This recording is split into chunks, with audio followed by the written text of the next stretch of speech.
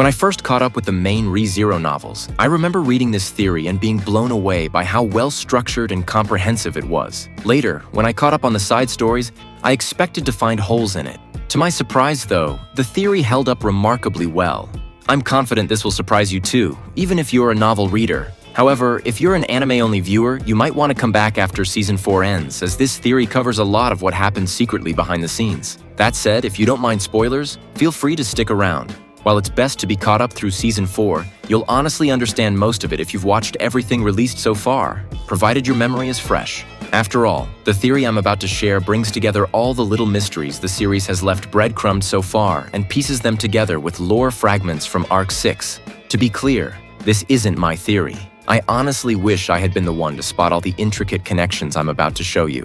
I generally don't watch much ReZero content on YouTube because, having read all the available literature, it's hard to find anything that surprises me in a sea of summaries. So that should give you an idea of just how much this theory impacted me. That nearly 4 years after first finding it, I still consider it a solid theory. Even though I didn't create it, I've taken the liberty of fleshing out certain points that time has proven true. Since I'm aware that my obvious fondness for this theory might cloud my judgment, I also ran it by an acquaintance who I know has deep knowledge of the lore. I'll be pointing out parts I think are incorrect myself, but to ensure I'm not being biased, I decided to get a second opinion. But before we continue, a huge thank you to the new channel members. Just a heads up, this section will be longer than usual because I've had a lot of shoutouts pile up, so I don't blame you if you skip ahead to the next chapter. Also, I haven't included shoutouts in the remakes of my older videos. Since I have editors working on those, it wouldn't feel genuine to include a personal thank you in a video I didn't edit myself. I hope you understand. This time, a big shout out and thank you to Bautista Minetti, Edwin, Najolt, Foco Huevan, Loco Felix, Corona Castillo, Leandro, and Calavar. Believe me, I would have loved to say something specific about each of you, but since I can't find any past comment history from your accounts, you're making it tough for me. Still, I really appreciate you joining the highest tier. If you decide to keep supporting the channel, drop a comment below, and I promise to feature it next time. As for the users I have interacted with, a shout out to Agase, who recently took the time to join my server.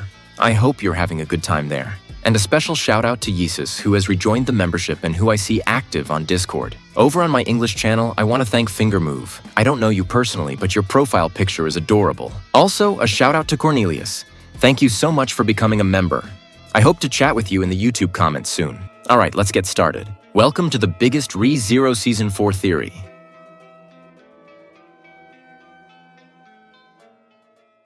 But after all that hype, what exactly is this theory about? It explores how Flugel was actually present during the events of the Pleiades Watchtower arc. And not just that, it also breaks down everything he did from the shadows. You're probably wondering, if he did such sinister things, why didn't anyone notice? Well, according to this theory, the fandom blamed those dark deeds on the Sin Archbishops who were present at the time, the Archbishops of Gluttony. Fair warning, this theory is a long one, so go grab something to eat and drink. I also need you to pay very, very close attention, because I'm going to walk you through the 18 points this theory uses as arguments and explain how every single one of them connects to the others. Let's start with the first point.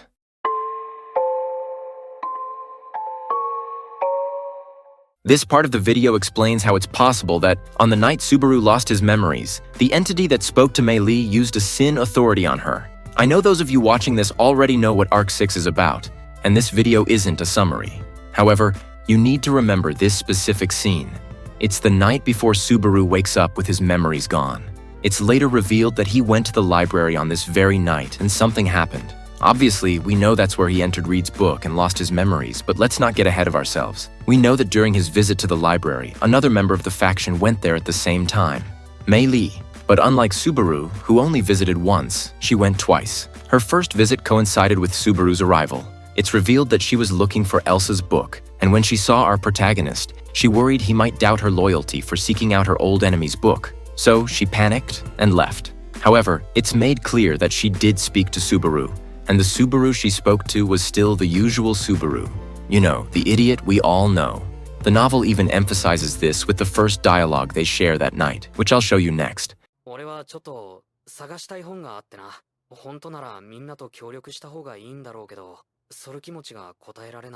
That way of speaking is unmistakable. It's exactly how our protagonist talks. Even so, Meili left immediately. However, on her way back to her room, she decided to try searching for Elsa's book one more time. So a short while later, she heads back to the library, hoping to find the book without tipping off Subaru. And this is where things get weird. Subaru speaks to her again, but he's no longer the usual Subaru. He's not the Subaru we know. If you've read the arc, you'll probably tell me that the reason for the protagonist's shift in attitude is that, by this point, Rui Arneb had already possessed Subaru. But here's where I think the trap lies. The way this entity speaks is strange, even for supposedly being Louis.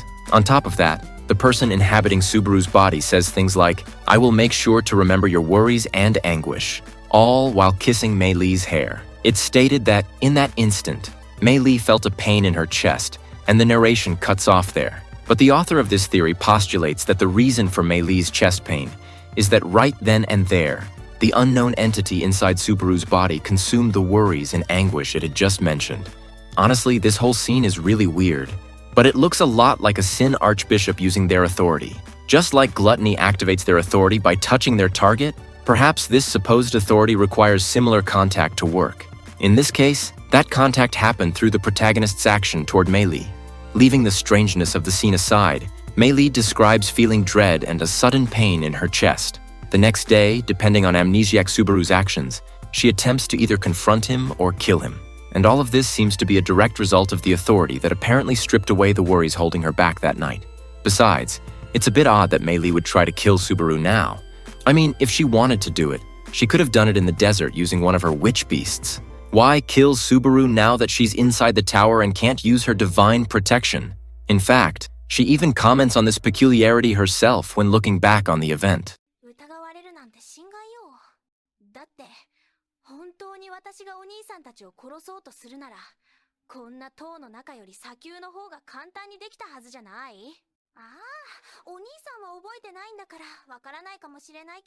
As we can see, something forced Meili, a veteran assassin, to choose a terrible moment to finish off Subaru. I believe Meili's irregular behavior here is due to an authority. But which specific authority? That's what we're going to cover next.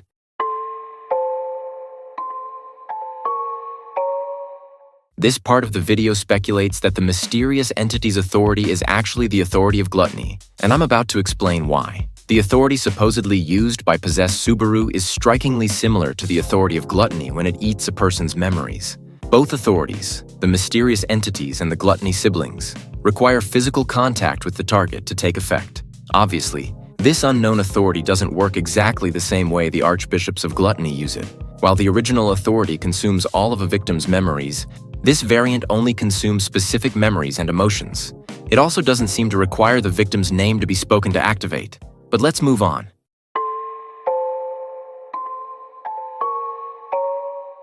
This point speculates that the person possessing Subaru isn't Louis, but the great sage himself, Flugel. Throughout Arc 6, there are only two interactions between possessed Subaru and Meili. The first one is what I mentioned earlier, where the entity kisses Meili's hair. The second one happens in amnesiac Subaru's fourth loop, precisely in the loop where Subaru kills Meili by strangling her.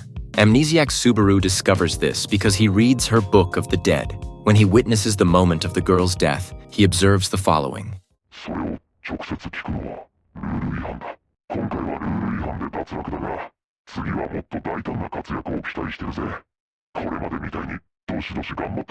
He sees how the entity, right before killing her, reprimands her for breaking the tower's rules and tells her to act more aggressively next time.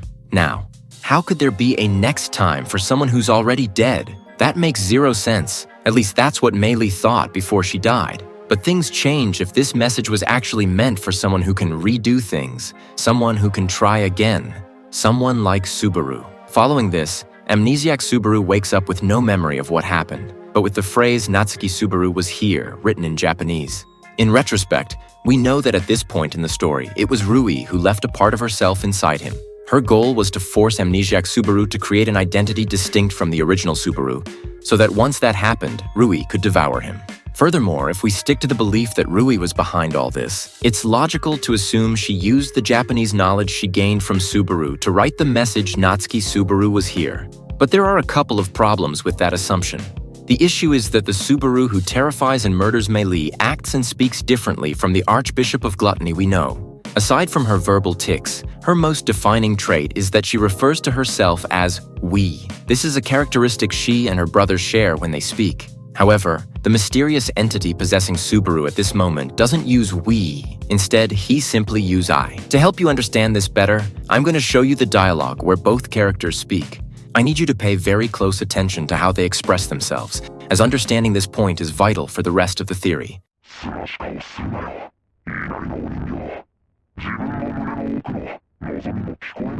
Desire in the depths of her heart. Why did hearing him point that out weigh on her so awfully heavily?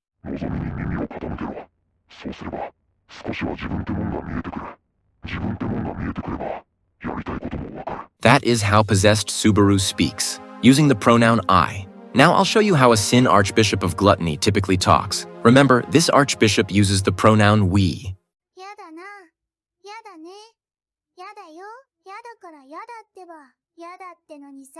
Horizontally shaking her head in refusal, Louis embraced her own petite body in Subaru's line of sight.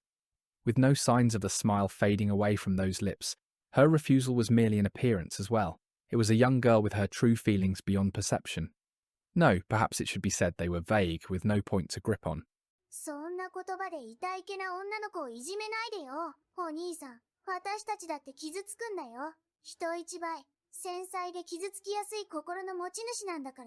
Now, some might argue that this discrepancy can be explained away, that Louis was just trying to imitate the original Subaru to confuse amnesiac Subaru. But I think we can all agree, she does a terrible job at it. Plus, the fact that this mysterious entity uses a version of the authority of gluttony that's different from the one we know, well, that just gives us more reason to believe it's not Louis, but someone else entirely. I speculate that the entity behind all this might be Flugel. Why? First, the phrase Natsuki Subaru was here was already used by him in the past. We saw it carved on the tree back in Season 1. Second, it's incredibly weird for possessed Subaru to tell Meili, asking that is against the rules. If it were Louis impersonating Subaru, why would she, a Sin Archbishop, care if Meili breaks the tower's rules? Also, whenever Flugel comes up, he's referred to as the Sage from long ago. Subaru has been considered a sage candidate ever since he absorbed Betelgeuse's witch factor, and it's believed that only after absorbing all of them will he become a complete sage.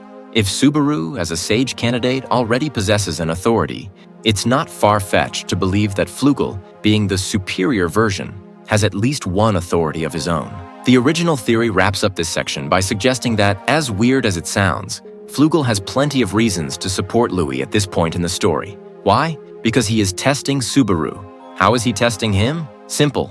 He's forcing Subaru to undergo the true trial of the tower. And believe it or not, there is evidence that there was someone else in the tower. Someone who wasn't Subaru, Shaola, Amelia, or anyone else from the group that went to the Pleiades watchtower. While it's never explicitly stated who this extra person was, it is believed to be Flugel. I'll explain why the theory's author believes this as we continue with the video.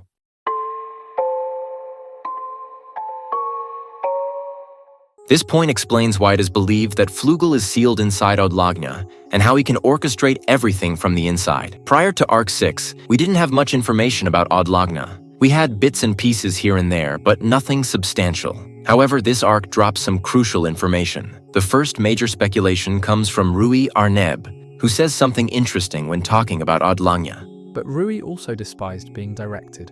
That was the same as Lagna, an existence for whom that perpetually was the usual state of things. This implies that Lagna, the system responsible for maintaining the stability of the Re-Zero world, and the very source that grants divine protections to Reinhard, is apparently being controlled. Later, during one of the fandom's most anticipated scenes in Arc 6, both Subarus discuss and theorize about who exactly might be the person controlling and dominating this system.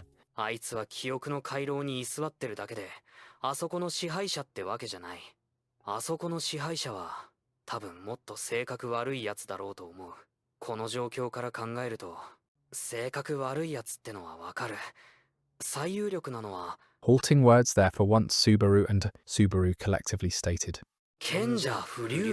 As we can see, both of them believe that the one running this system is none other than the sage, Flugel. Obviously, this is all just speculation on the protagonist's part, but it's speculation worth taking seriously. We also know that both the Tower and the Books of the Dead share a connection with Lagna. We can deduce this connection because when a person dies, their soul goes to Lagna, where their names and memories are processed and then placed in the tower in the form of a Book of the Dead.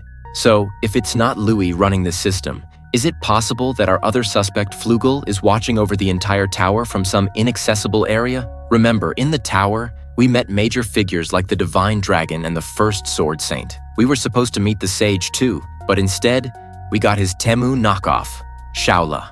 But what if it's later revealed that Flugel really was watching everything?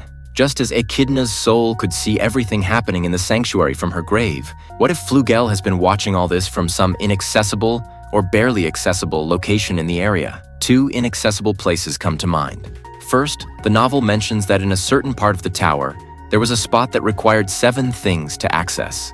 The novel never clarifies exactly what is needed, but at that moment, Subaru had 4 of the 7 required items. This strange number mysteriously lines up with the authority Subaru held at the time. His own authority, returned by death. The authority of sloth, from Betelgeuse. The authority of greed, from Regulus. And since he had a gluttony archbishop inside his body at that moment, that likely counted towards the total 2. That's how he met 4 of the 7 requested requirements. If he had completed all 7 authorities, would he have been able to meet Flugel? Who knows? The other inaccessible place proposed by this theory is that the sage's soul might be sealed inside Lagna itself. If both Subarus believe he is the one directing the system, it's not far-fetched to think that the administrator of this place, called the Hall of Memories, could be hiding somewhere within that zone. Obviously, we know he is human and couldn't be alive after 400 years. However, we learned from the witches that humans can continue to exist if they separate a piece of their soul. And while I mentioned earlier that the authority he might possess is gluttony, a witch factor that we've already seen move to a new host in the present timeline, Season 2 actually showed us that, despite a change in users, a former holder of an authority can still retain the power. But let's move on to the next mystery on this list.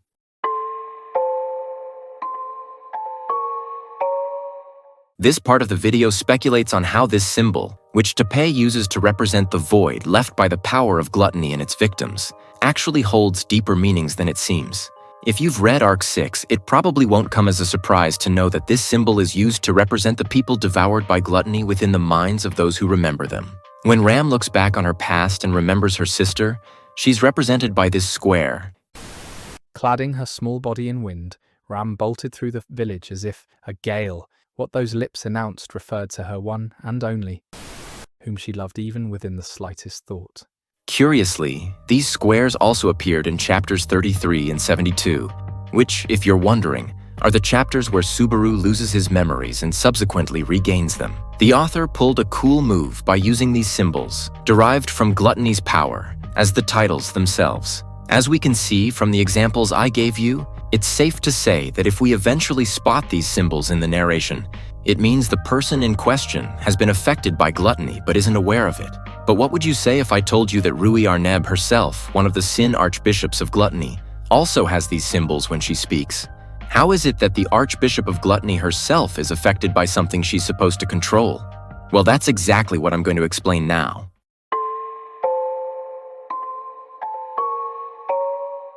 This part of the video argues that many of Rui's actions were the result of someone manipulating her, and that someone was the great sage Flugel. As I mentioned earlier, these symbols appear to represent the absence of a forgotten person in the memories of others. However, they also appear in the Archbishop's own dialogue segments, which suggests that she is also under the influence of an authority.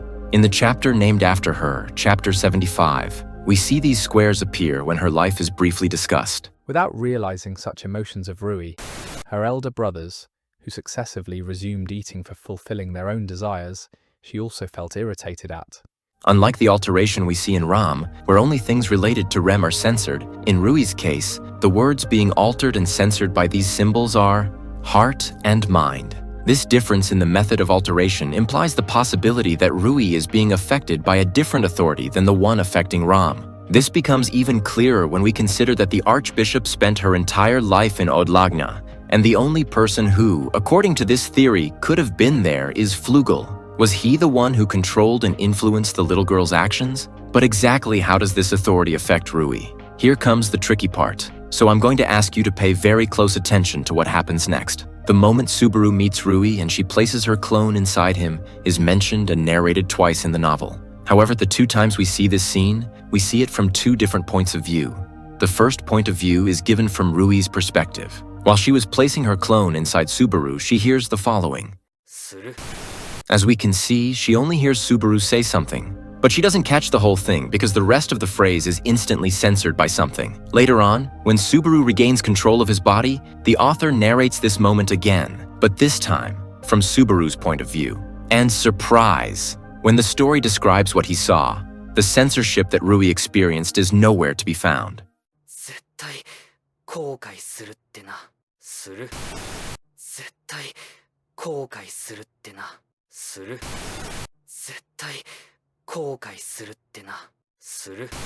As we can see, there was a difference in what they both heard. For some reason, Rui only heard part of it, and whatever came after was censored by someone or something. The author of this theory argues that this irregularity Rui experienced is identical to the manipulation the mysterious entity used on Meili.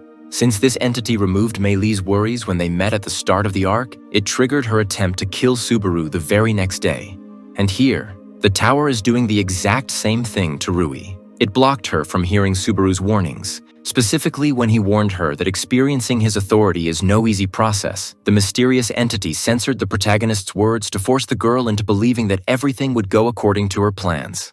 As we can see, this censorship is a constant that exclusively affects Rui. However, even when this archbishop possesses the protagonist, this censorship continues to affect her at times, as we are about to see. Just how many times would he have to get deceived? How many times would he have to get his hope trampled underfoot? How many times would he have to get his vanquished until he learnt? As we can see, the symbol keeps appearing even when she's inside Subaru's body. That's because even though she's possessing the protagonist, the authority manipulating her is bound to her, regardless of the vessel she uses. But it doesn't end there. When amnesiac Subaru and original Subaru reunite, they start talking and catching up on everything that happened since the memory loss. But remember, technically, this amnesiac Subaru still has Rui's clone inside him. And because of that, right in the middle of the conversation between the 2 versions of the protagonist, the following happens.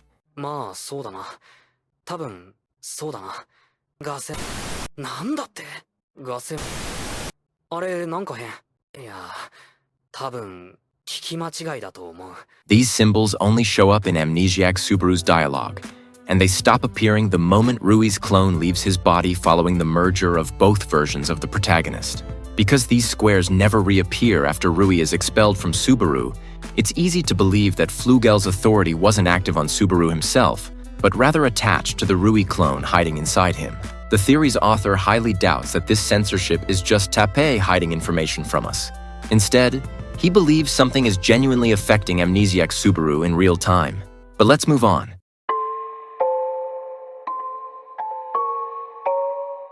This section speculates on how the alleged authority of Gluttony wielded by Flugel could be responsible for creating the Books of the Dead. The mechanism used to create the Books of the Dead is, in a way, very similar to the authority of Gluttony. In Chapter 62 of Arc 6, amnesiac Subaru formulates his own theory about where these books come from. それが割と納得のいく説明だと思ってる。死んだ人間の魂が再利用される仕組み。そこで洗い落とされる記憶が、この書庫で死者の書きって本になる。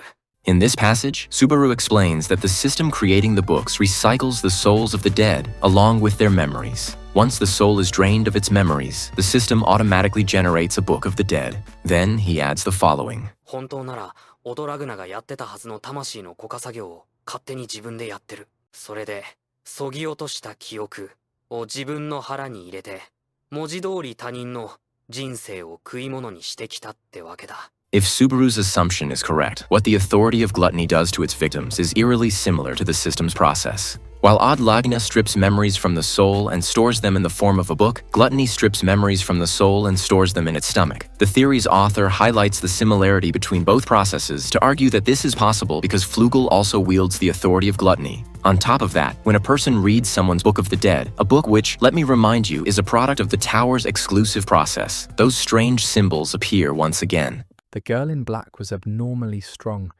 Her way of killing was amazing. She knew more about how to kill rather than how to live. Everything else except for that was estranged in her.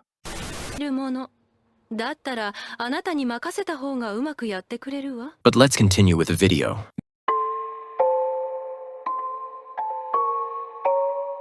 This point explains why Subaru's books appeared and disappeared out of thin air, and also breaks down why their appearance isn't random at all. It's established that in this library the books aren't always where they're supposed to be. Yeah, I know that sounds confusing, but basically, it means the books change locations every day, and when you add the fact that this library holds the books of people from all over the world and from every era, well, finding a specific one would be incredibly difficult. And I'm not the one saying this. Anastasia herself says it. ここにある本、過去から今に至るまでの世界中の人間の名前があるんとちゃう？そうやとしたら、目的の誰かの本を探そなったら、どれだけかかるんやろね？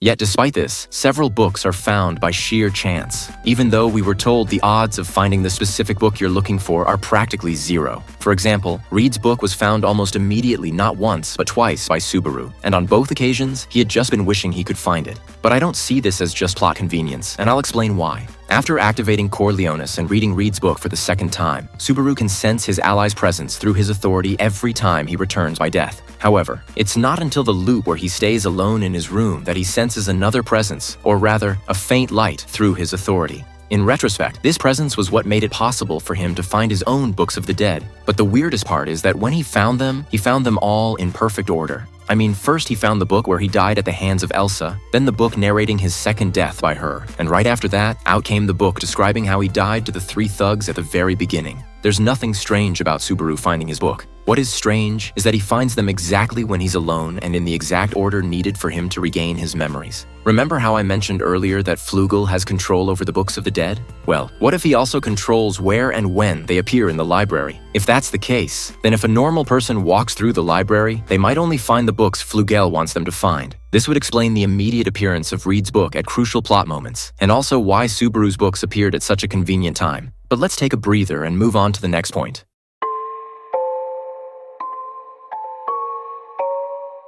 This part of the video speculates that one of the abilities of Flugel's authority is the power to manifest people through their memories. Furthermore, this technique is very similar to what we saw Gluttony do in Priestella, where they took on someone's appearance. When Reed's Book of the Dead is read, it's discovered to be empty. This leads Aridna to suspect the following. 死者の下記からレイドの過去を参照することができなかった。それは今、その本の中にレイド・アストレアの記録がないからだ。レイドの記録は今現在別の形で使用されている。試験官としてのレイド・アストレアをこの塔に再現するために。 This ability to manifest someone from their memories is suspiciously similar to the ability Gluttony has, where they transform into someone using devoured memories. I mean, Reed's memories were used to recreate him as the guardian of the second trial, and this recreation follows a principle similar to the current Gluttony's technique. This is yet another piece of evidence pointing to the resemblance between the sage's alleged authority and the authority of Gluttony. But if this really was an authority, it could explain why Reed was able to take over Roy's body after being devoured by him. Roy ate the memories of the first Sword Saint, but Flugel's authority inside Reed remained active. This allowed Reed to hijack Roy's body, even though it should have gone the other way around. Even Reed himself doesn't seem to have a clue how he pulled it off. 厳密には食った相手を再現する暴食の権能を裂く手にとって相手の自我を塗りつぶしただよな。難しいこと言ってんじゃねえよ。んなどうでもいいこと俺が知るかよ。で俺が知りもしねえことでエヴァってんじゃねえ。正義が。Anyway, continuing with the theory, if we consider that Flugel's authority allows him to manifest people from memories, this could explain several situations seen throughout this arc. In Chapter 25, when we meet Reed for the first time, he's introduced in a peculiar way. The scene describes him as basically appearing out of thin air, and he looks confused about why he's there. Furthermore, for a while, it seems like he's talking to someone we can't see. This alleged entity explains the trials to him, and once Reed gets the gist of it, he prepares for the evaluation. Somewhat stopping his shaking feet, Subaru stood. At the same time, he pried the clinging Shaola off. It was a careless act that made her fall to the floor face first, but there was no time to consider that. But... んだ、おめえ。あれか、おめえ。ふざけてんのか、おめえ。人の面見るなり失礼か、おめえ。The man bit clenched his molars and roared a hearty yet violent laughter. Ignoring Subaru, who was clearly confused, the man looked over the white room and nodded to himself. Oh? Oh, righty, then spoke again. じゃあ始めつか。始めるって。待て。さっきからお前勝手に話進めすぎだろ。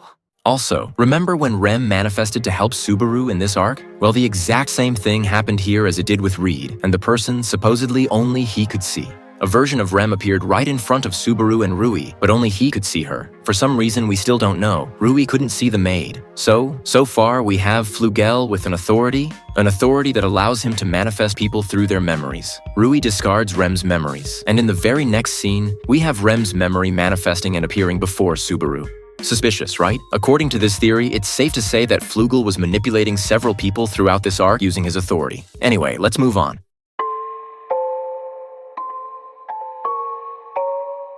This part of the video speculates that the monolith trial taking place here isn't actually a real trial. Instead, it's just the tower's way of filtering out the only person capable of taking the true one. In case you've forgotten, the third floor of the tower is where the evaluations begin with the monolith trial, a trial that is honestly disappointing if we compare it to the evaluations in Season 2. Back then, the first trial with Echidna caused huge problems and sparked major character development for everyone involved. And while the characters could technically retake the trial as many times as they wanted, it was still a process that inflicted a lot of pain and trauma. However, here in Arc 6, you can take exams as many times as you like without suffering any penalty whatsoever. But things change if, instead of viewing this as an official evaluation, we think of passing the monolith exam as merely a mechanism that grants you the right to take the tower's true trials. I know all this sounds pretty dishonest on the part of the Watchtower's creator, but even the naive Amelia realizes this and points out the following. 性格の素直じゃない人が塔を作ったってところでずっと考えてたの。 I think the way Shaola presented the tower's trials wasn't entirely correct, and in reality, the true trials are structured differently. But what does it take to face those trials? We're about to cover that now.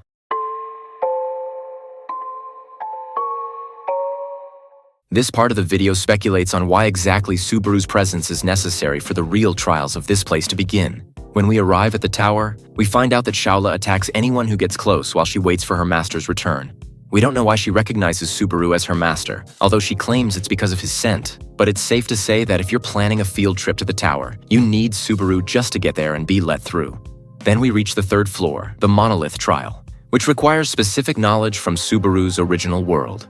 And to make it even weirder, the specific knowledge required was something Subaru was already familiar with. I mean, it wasn't an exam requiring knowledge of physics or cars. This test consisted of knowledge about stars. I think it's obvious that everything was set up so that Subaru would be the only one capable of passing the exam. We could also consider Al, but he hasn't shown himself to be as knowledgeable on this subject as the protagonist. In short, what is needed to face the true trials is Subaru's presence. And something I haven't mentioned until now is that the tower where all this happens is called Pleiades. In Japanese, Pleiades translates to Subaru, so the tower is basically named after him. If that doesn't convince you of the obvious connection between Subaru and the tower, well, what can I tell you? Let's just move on to the next point.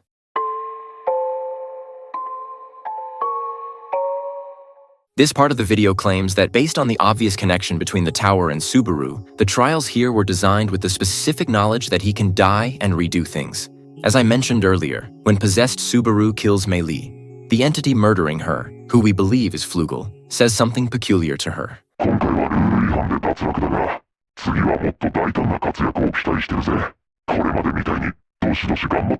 He tells her that she has broken the rules and that he expects her to act more aggressively next time.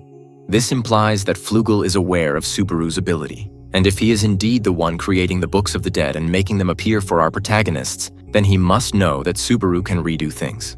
I believe the tower's true trials were designed specifically with return by death in mind. Even Shaola received orders stating that if a rule is broken, she is authorized to kill Subaru and his group, simply because that would be a way to force him to redo things for the next attempt. If the tower holds hidden trials and is aware of Subaru's power, then what exactly are these true trials? That's what we're about to find out.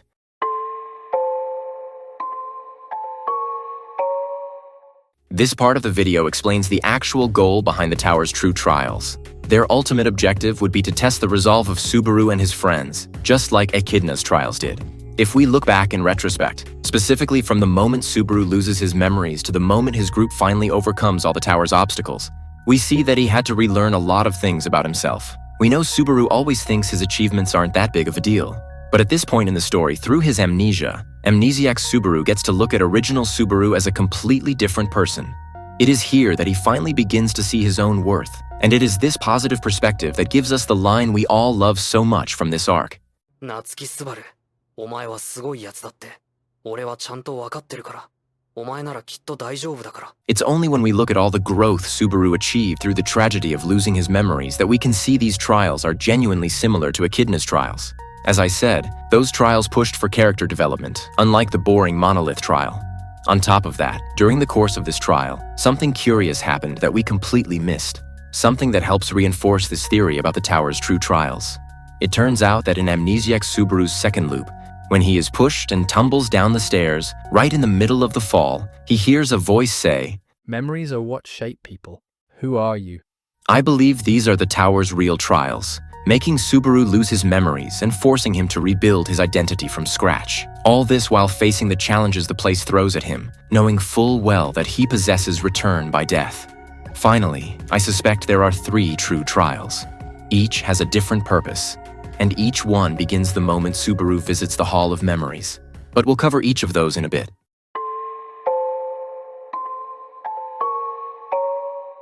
This part of the video argues that the entire encounter with the Sin Archbishop of Gluttony wasn't a coincidence.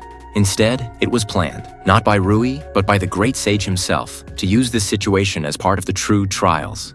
If Subaru's memory loss is indeed part of the true trials created by Flugel, then the encounter with Rui was orchestrated by him from the very start. Once they pass the simple monolith trial, they gain access to 2 rooms. First, the room containing the books of the dead, and second, the entrance to the second floor of the trial where they face Reed, someone who is already dead and is said to have never been defeated. Even Subaru and Echidna speculate that the Library of the Dead was placed on that floor intentionally, the idea being that it would push them to look for Reed's Book of the Dead in hopes of finding a way to defeat him.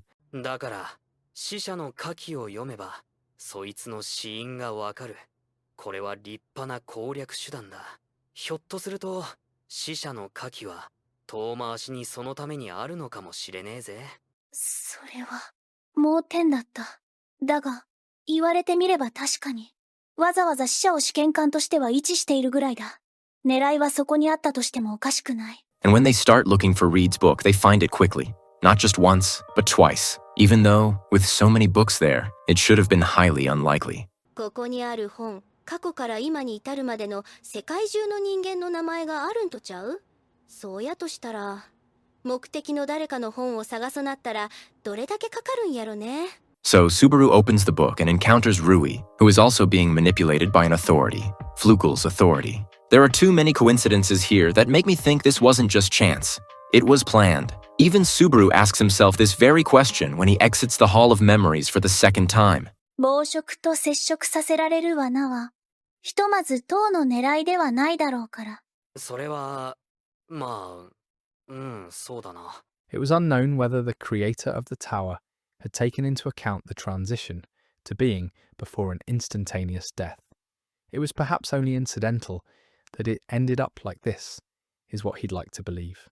Otherwise, the personage who prepared the installations in this tower possessed an extremely destructive way of thinking, or possessed a personality nasty like a demon.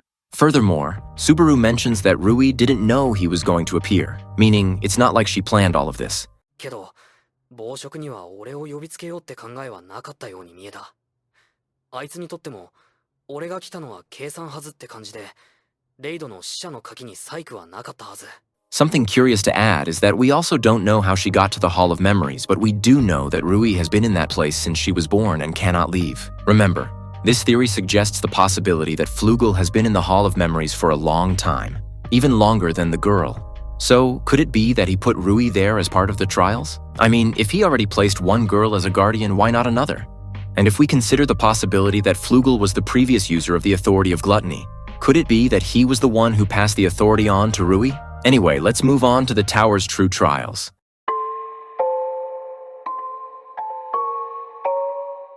This part of the video explains what the first true trial actually is, as well as where it begins and where it ends. It also explains how Flugel influenced it, the development Subaru went through, and how Rem's presence concludes this first phase. This trial would begin with amnesiac Subaru and end the moment he is saved by Rem. Although it might not look like it, this was a process that included several parts. Parts I'm going to tell you about now. First, let's start with Flugel's influence. If the theory that Flugel used an authority on Meili is true, then he is actively making Subaru doubt his companions in order to corner him. The Subaru without memories then believes someone is trying to kill him, and logically, he starts doubting everyone. Losing the support of his loved ones would mean he could no longer cope with the trauma of his power. Remember how it's believed that Flugel was the one who killed Meili and wrote the phrase, "Subaru was here," on his own arm? That's because the creator of the tower expects Subaru to doubt not only his loved ones, but also original Subaru. Things get even stranger when we hear, once again, the last words Flugel said to Meili before murdering her.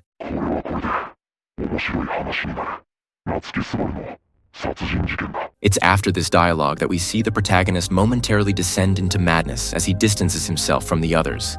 Now comes the second part of this trial. It's during these failed loops that he starts to see how the people he tries to avoid end up sacrificing themselves for him. This fills him with a deep appreciation for them, which in turn allows him to regain his sanity through the help and support his companions provide. Amnesiac Subaru loves his companions and wants to repay the kindness they showed him, so that's when he sets the goal of saving everyone. And while he is determined to save them, there is still someone else he must save, himself. After that, with everyone's support, he manages to stop Meili from killing him and even manages to get her back on his side. At this point, he has already overcome a large part of this first true trial, but he still hasn't included himself on the list of people to save. So he dives into Reed's book for the second time, and that's where he learns how he lost his memories. Then, when he's cornered by Rui, Rem appears to help him, making him see that it's not enough to save the others. He must also save himself and the original Subaru. どうしてどちらか一つだけを選ぼうとするんですか。立ちなさい。夏木スバル。立ちなさい。レムの英雄。立ち上がれたなら言ってください。言って救ってきて。すべてをすべて忘れて。何もかも全部全員自分も最も身近な他人さえもやれますよ。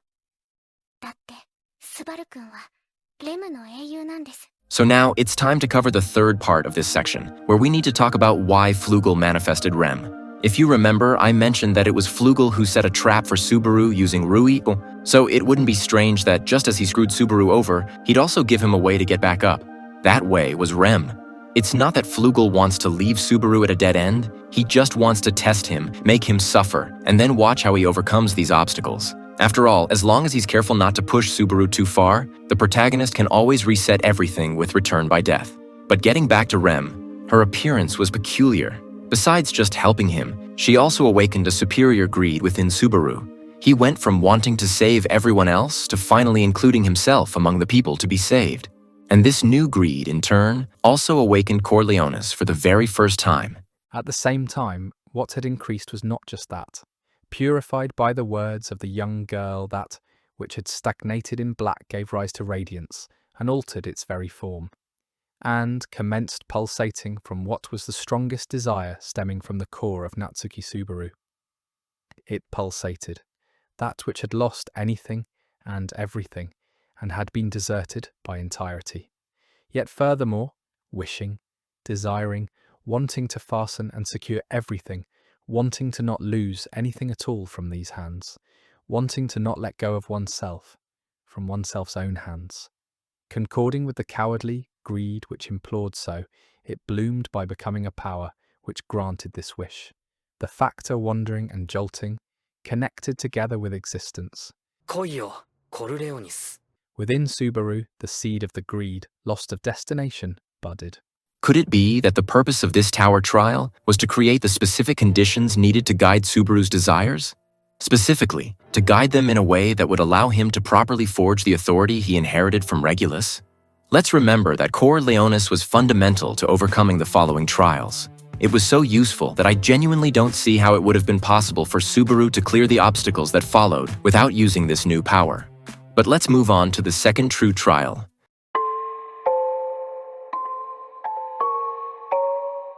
This part of the video explains what the true second trial actually is, as well as where it begins and where it ends. It also explains how Flugel influenced it, the development Subaru underwent, and how Satella devouring the tower is the sage's way of ensuring that Subaru cannot proceed to the building's final trial without first getting Rui out of his body. The true second trial is the entire process amnesiac Subaru goes through to bring back original Subaru, ending with the merger of both versions, while simultaneously expelling Rui from within him. And just like with the first true trial, there are things Subaru has to contend with in this part. First, earlier in this video I mentioned how Flugel was able to create the Books of the Dead using the power he retained from the authority of Gluttony, and how he can also control their location and when they appear in the library. If Flugel controls these variables, this would explain why Subaru was only able to find his Books of the Dead when he was alone, and also why he found them in the exact order of his deaths. If that's the case, then it's also possible that the encounter between the two Subarus was planned as part of the second trial. Remember that Reed manifested based on the memories from his book. So why couldn't the Subaru in this scene have manifested in the same way? What's most curious is that, just as Reed's Book of the Dead led to the Hall of Memories where Rui was waiting, now Subaru's final Book of the Dead leads amnesiac Subaru to the Hall of Memories, triggering the reunion between both versions of the protagonist. Don't you think it's all a bit too convenient? The second part of this trial provides another lesson for Subaru. While the first true trial guided Subaru toward the decision to save everyone, now, in this trial, by bringing together the version with memories and the one without, the tower succeeds in making Subaru see himself through someone else's eyes. 夏木スバル、お前はすごいやつだって。俺はちゃんと分かってるから。お前ならきっと大丈夫だから。In this way, Subaru finally manages to see that he himself is an amazing person. The curious thing is that it isn't just Subaru acknowledging this side of himself he always ignored, but the story itself does too. As soon as this new version of Subaru returns to the tower, he begins to resolve all the problems he previously couldn't. The third element of this trial, as proposed by the theory's author, is the witch's involvement. As we know, at this point in the story, a part of Rui was inside Subaru, and it was this part that knew about return by death, causing the witch to devour the tower. This only stopped once they managed to expel Rui from Subaru. Now that Louis Arneb had been eliminated and her existence had disappeared from Subaru's interior, there was around a 50% chance that Shadow would swallow the Pleiades watchtower. Hence, he did not possess the option to rely on that and let the circumstances proceed slowly. But we could also consider that the Witch of Envy is the obstacle ensuring Subaru can't move on to the next evaluation unless he finishes the current true trial, which is regaining his memories and expelling Rui. It's possible Flugel knew Envy would react this way. After all, he sealed her 400 years ago. And since he also seems to know about Subaru's return by death, it's possible he anticipated the witch's reaction. Accordingly, he probably factored in from the start that she would destroy the tower if Subaru failed to expel Rui from inside him. But let's move on to the densest part of this, and the most laborious one for me.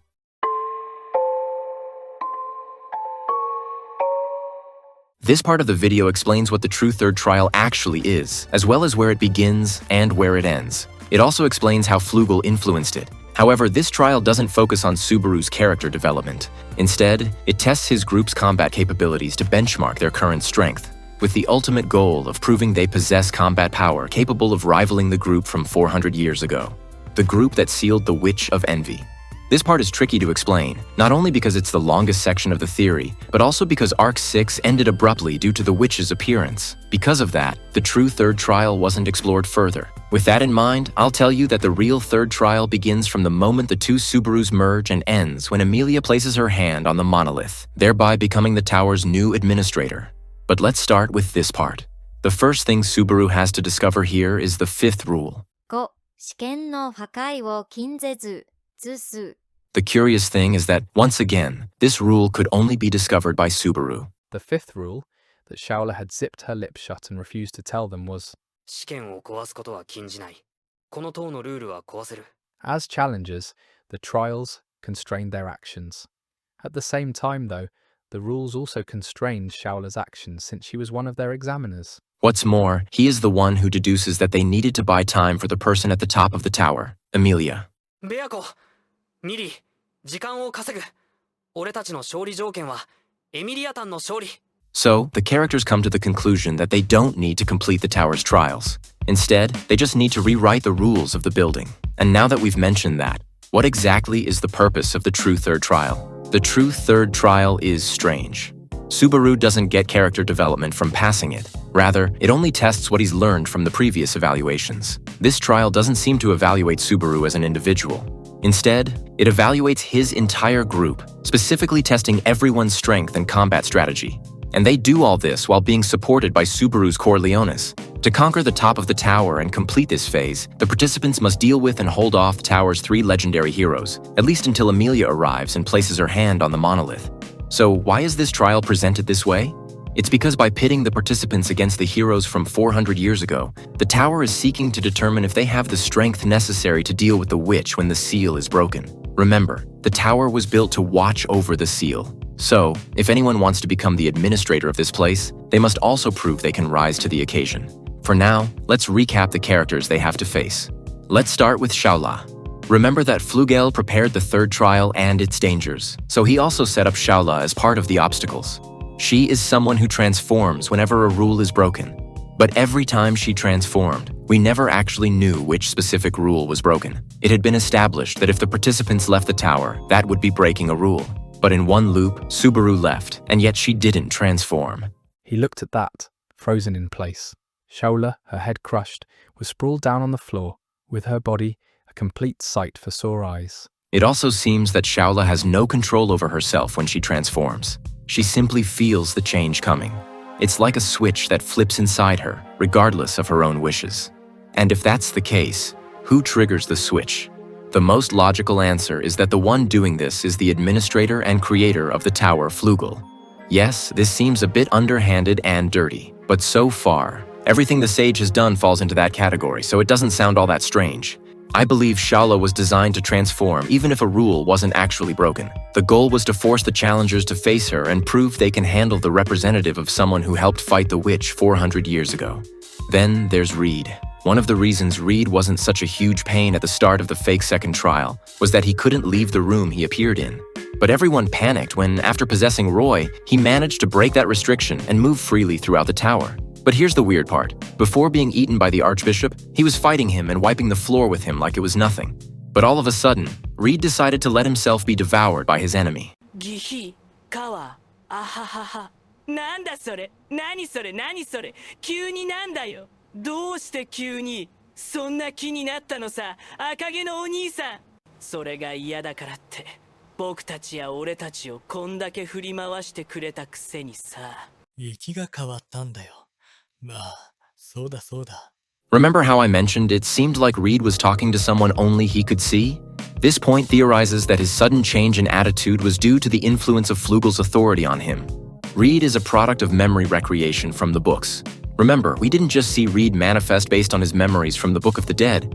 The Subaru who meets his amnesiac version seems to be one as well, since this meeting happens right after amnesiac Subaru reads original Subaru's book. These recreations were made by the tower or the tower's administrator, someone who, according to this theory, is Flugel. It is because the sage's authority is still functioning within him that he was likely able to outsmart Roy and take control of the Archbishop's body like it was nothing. The curious thing is that even after regaining his independence and moving freely throughout the place, he still couldn't attack Emilia as she headed to the top of the tower. This might be proof that the administrator still controls his actions, stopping him from attacking the participant who passed the 2nd trial.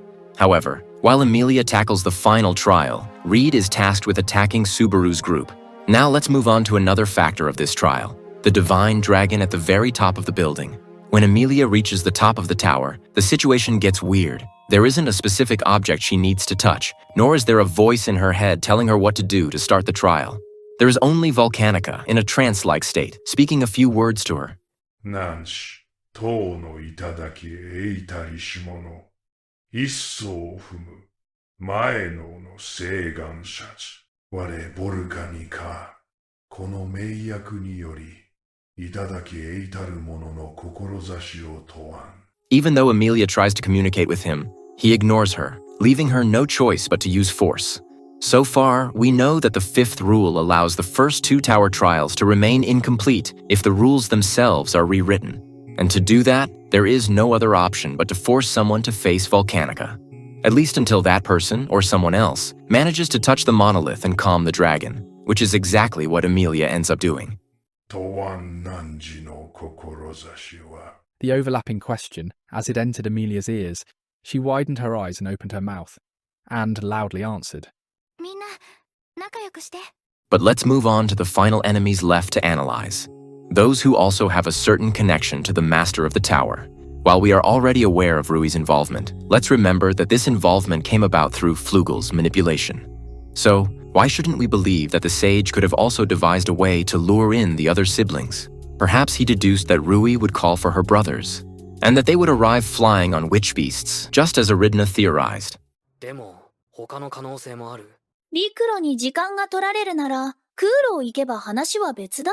Let's remember that the gluttony factor is the only one that, regardless of the holder, brings with it the ability to control witch beasts. And if Flugel was the previous holder back when he was the sage, then he must have known this beforehand. Something very interesting to add here is that during the final moments of the arc, all the beasts in the area started attacking the tower all of a sudden. Everyone thought they were doing it because of Lai and Roy, but even when both were defeated, the creatures didn't seem to stop. It was only when Amelia placed her hand on the tower's monolith that something interesting happened. At that moment, the clouds dispersed. This action caused the beasts to stop attacking the tower and simply gaze at it from afar. However, what was truly unusual was that they, the witch beasts, were now staying away from the watchtower and looking at it from a distance. Amelia had probably rewritten the rules of the tower on the first floor, causing the clouds to disperse. Perhaps that had served as a measure to keep witch beasts away from the tower. Witch beasts did not seem to even approach the watchtower originally, so the fact that a stampede of witch beasts approached it was rather unnatural. This suggests that at some point between the second and third true trials, someone managed to disable the cloud mechanism that kept the creatures away.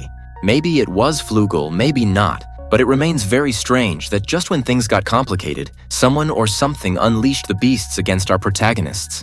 We must also remember that when they first approached the tower, there was an unusual gathering of beasts guarding the path, as if they were some kind of obstacle between the veil of sand and the tower. Springing forth all of a sudden in the desert was the paradise of the flower meadow. There were limits even when it came to shadiness. It seems those creatures were deliberately placed there by someone, and since we suspect Flugel held, or holds, the authority of gluttony, he could have set them up as a line of defense. Obviously, we don't know the exact extent of Flugel's intervention in all of this. Perhaps he did less than what this theory attributes to him, but it's safe to say his influence could have taken many forms. However, if you're sharp, you're probably asking yourself, why did Flugel include the gluttonies as obstacles? If the theory holds true, that those attacking the tower represent the forces that participated in sealing the witch, then that implies Daphne, in one way or another, might have participated in the clash against the witch 400 years ago.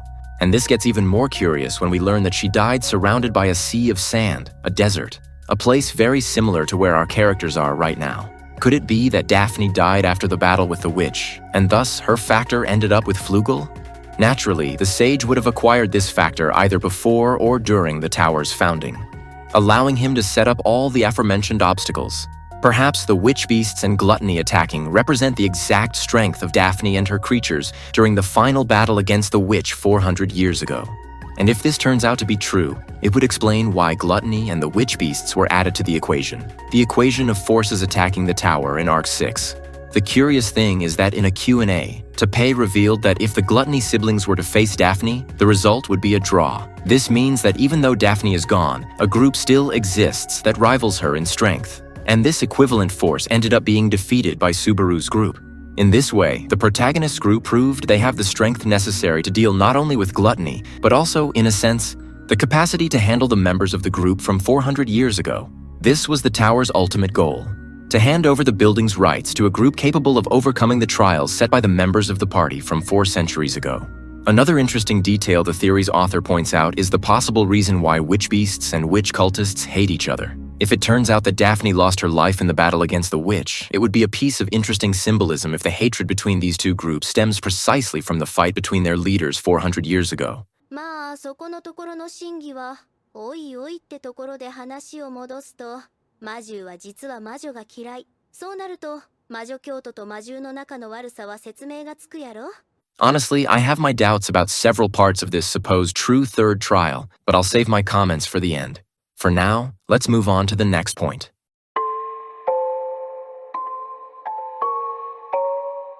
This part of the video explains why the fourth visit to the Hall of Memories never happened. It was because Rui's appearance caused the witch to interfere and end up warping Subaru far away, thereby causing a deviation in Flugel's plans. At the beginning of every true trial, Subaru arrives at the Hall of Memories. But after passing the third one, this doesn't happen, simply because Subaru never manages to reach the top of the tower. It seems Rui's sudden appearance in the green room caused the witch to return and teleport the protagonist far away. Could this be the first deviation from Flugel's original plan? Since many of this tower's trials were designed around Subaru's personality, it's not crazy to deduce that something was destined to happen the moment the protagonist reached the top floor of the tower and placed his hand on the same monolith that Emilia touched. In fact, when she reaches the monolith, the following is stated. In the location she had reached via the sacrifice of multiple ice warriors, what Emilia laid her eyes upon was the base of the central pillar. Positioned there was a black monolith. The monolith itself appeared to be identical to what she had seen during the course of the third layer's competition. Introductional.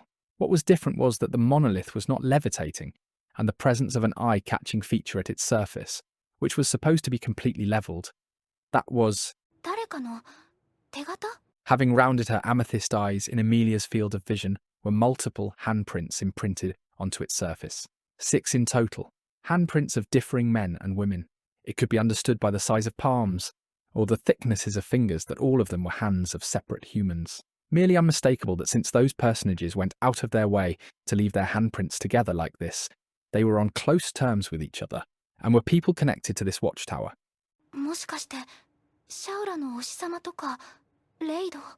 Everyone came to the tower looking for the sage, but we only got Shaula. However, we did get to meet the Sword Saint and the Divine Dragon. The sage is the only one conspicuous by his absence. If you're a fan of the series, you're surely already aware of the possible connection between Subaru and Flugel. They have a connection so obvious that Shaula seems to think Subaru and her master are the same person. I wonder if the fact that the protagonist had to meet his memoryless counterpart was a way of preparing him for when he meets Flugel, who might end up being another version of Subaru in some way. Perhaps if Subaru had reached the top of the tower, he would have been able to return to the Hall of Memories and then speak with Flugel. Then, the answers to several of the story's mysteries would have been revealed to us. Now, we just have to wait for Subaru to return to the tower in the future.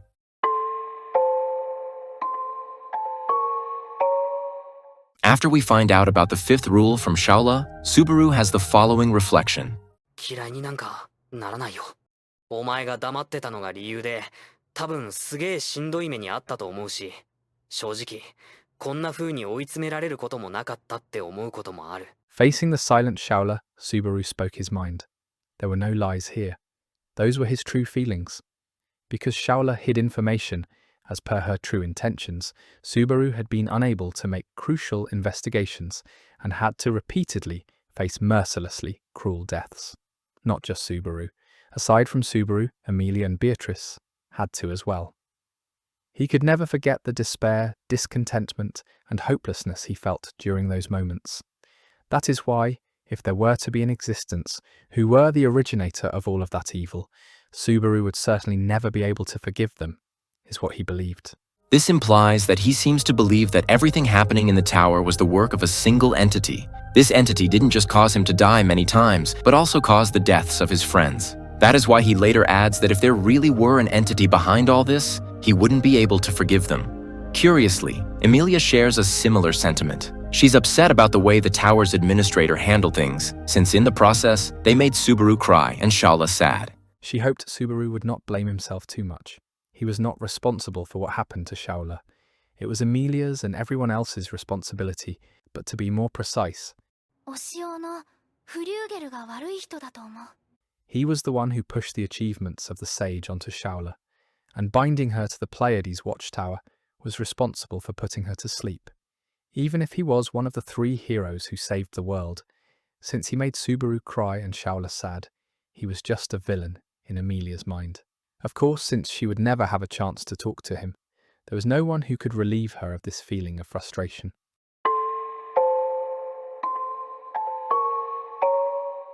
There are still many unanswered questions from Arc 6. Even though we are already in Arc 9 and new information has surfaced that might challenge the foundation of this theory, it remains fascinating to explore the possibilities that were once mapped out. The curious thing is that when the author of this theory wrote this, they reached an interesting conclusion.